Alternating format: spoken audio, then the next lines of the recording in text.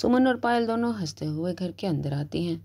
तब देव भागता हुआ मासी मासी कहता हुआ आता है और पायल उसे अपनी गोद में उठा लेती है। और देव कहता है, मासी मासी मेरे लिए चॉकलेट लाई हो? पायल कहती है, हाँ लाई हूँ, मगर उसके लिए फीस लगेगी।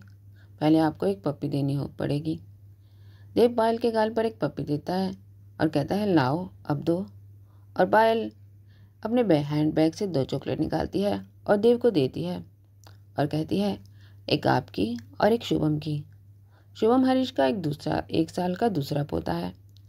देव दोनों चॉकलेट लेता है और कहता है, शुभी तो सो गया, जब वो उठेगा तो उसे दे दूंगा। और पायल की गोद से नीचे उतर कर कमरे में भाग जाता है। तभी अंदर से नेहा, देव की माँ, गोद में एक छोटी सी बच्ची को लिए हुए आती है और पायल से कहती है, इसने अभी एक चॉकलेट खाई थी और तुमने और दे दी। पायल देने में से उस बच्ची लेते हुए कहती है, तो क्या हुआ, आज हमारी गुड़िया रानी 2 महीने की हो गई है, इसलिए आज के दिन तो बनता है। और एक आकर उस बच्ची के साथ खेलने लग जाती है। तभी जय, हरीश का बड़ा बेटा और देव का पापा, ऑफिस से आता है। जैन ऑफिस के बैग को सोफे पर रखता हुआ कहता है, पायल तुमने इसका नाम सोचा, क्या नाम रखना है? और फिर वो उस बच्ची के साथ खेलने लग जाता है। हाँ जीजा जी, सोचा है मैंने इसका नाम, हम अपनी गुड़िया रानी का नाम ज्योति रखेंगे। और उस बच्ची की तरफ देखते हुए कहकर हंसने लगती है, पसंद आया आपको अपना नाम?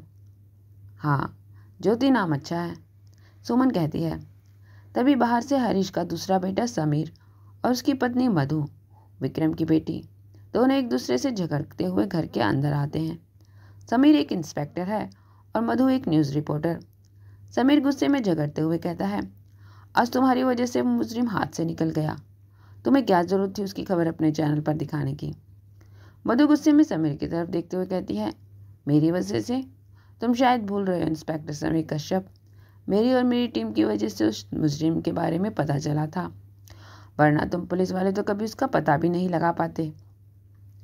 समीर कहता है, हाँ, तुमने और तुम्हारी टीम ने ही उसका पता लगाया था, मगर क्या फ़ायदा हुआ, आज वो तुम्हारी वजह से भाग गया। समीर गुस्से में मधु की तरफ देखकर कहता है, सब उन दोनों को झगड़ते हुए चुपचाप देखते हैं।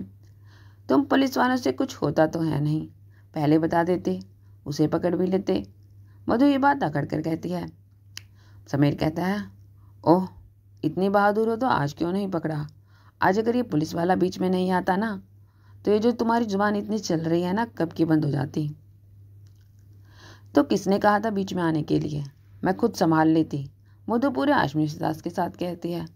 दोनों आपस में टॉम एंड जेरी की तरह झगड़ते हैं और घर में सब उनको एकटक देखते हैं। तभी सुमन गुस्से में चिल्लाकर कहती है, चुप हो जाओ तुम दोनों, कितनी बार कहा है तुमसे, अपनी बाहर की लड़ाई को बाहर ही छोड़ कर आया करो। सुमन के डांटने से दोनों एकदम चुप हो जाते हैं। अगर तुम दोनों ने अपना अपना काम नहीं होता तो छोड़ दो, अपना फैमिली बिजनेस संभालो, सुमन डांटते हुए कहती है। यह सुनकर जय के चेहरे पर खुशी छा जाती है और उनसे मुस्कुराते हुए कहता है, हाँ माँ, ये बात आपने सही कही, इन्हें अपना बिजनेस संभालना चाहिए, कई बार तो काम इतना बढ़ जाता है कि मैं अकेला संभाल ही नहीं पाता। क्यों, पापा नहीं है साथ में? समीर कहता है। पापा तो अजीत पापा और विक्रम अंकल के साथ अपनी मस्ती में रहते हैं, जय सोफे पर बैठते हुए बात कहता है।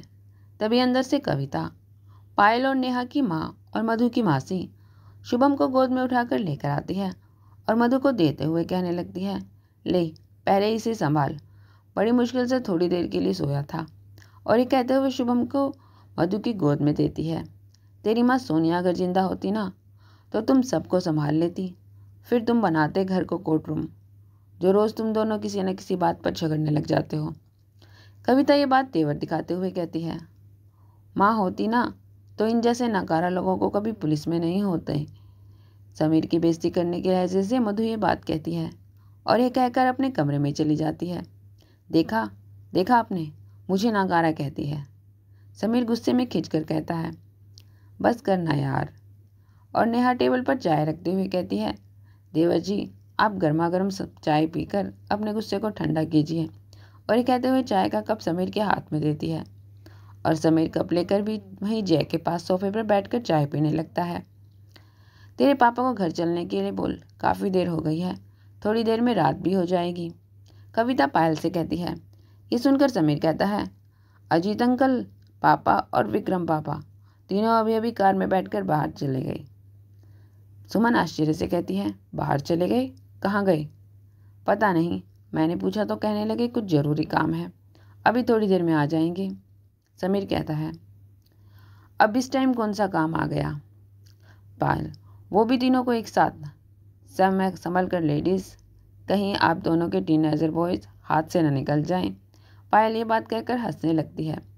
उधर हरीश, अजीत और विक्रम तीनों कार में शहर के बाहर जाते हैं और कार को कच्चे रास्ते पर मोड़ कर लेते हैं और कुछ दूर आगे जाने पर कार को रोक लेते हैं और उनसे में से उतरकर जंगल में पैदल ही आगे बढ़ने लगते हैं। कुछ दूर आगे जाने पर उन्हें एक पुराना मंदिर नजर आता है और फिर वो तीनों उस मंदिर के अंदर जाते हैं। वो शिव जी का मंदिर होता है। तब तीनों महादेव की मूर्ति के सामने हाथ जोड़कर खड़े हो जाते हैं और फिर हरीश की आगे बढ़कर महादेव का त्रिशूल घुमाता है और उस त्रिशूल के घूमते ही महादेव की मूर्ति के पीछे से दीवार का गुप्त दरवाजा खुल जाता है। तब तीनों उस दरवाजे के अंदर जाते हैं। वहाँ सीढ़ियों के नीचे की तरफ उतरने लगते हैं।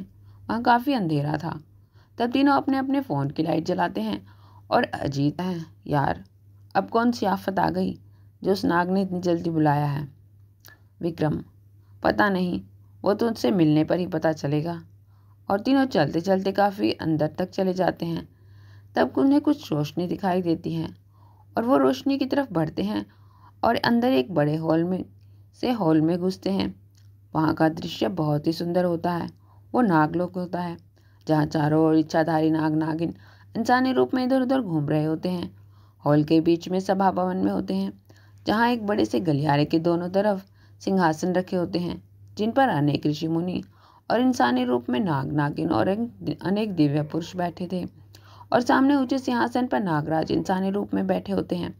जैसे ही वो तीनों सभा के अंदर जाते हैं, नागराज की नज़र उन पर पड़ती है।